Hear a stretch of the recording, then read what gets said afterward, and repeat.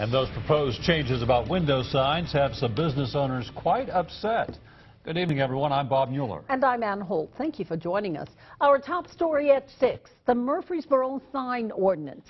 It is so complex, it's 79 pages long. And now city officials are thinking of changing parts of the ordinance due to safety concerns. News 2's Larry Flowers shows us what those changes could mean. It doesn't matter if it's a sign for a bottle of booze, the perfect pet, or the Subway sandwich of the month.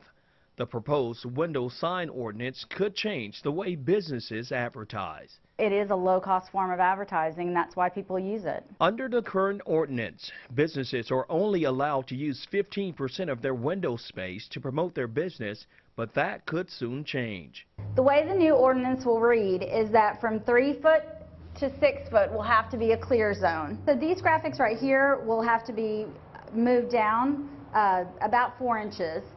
The center hours will have to move down there as well, and then fast signs will actually have to move to the top up here. And a lot of business owners are not too happy about it.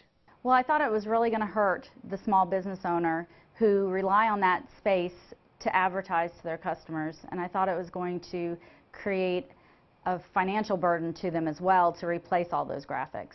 Even these sunscreen window graphics at the Military Recruitment Center on Old Fort Parkway will have to go under the proposed changes. And the proposed changes to the window ordinance come down to public safety. The city would like for police, fire, and even the general public to be able to see inside of a business and not be obscured by a sign.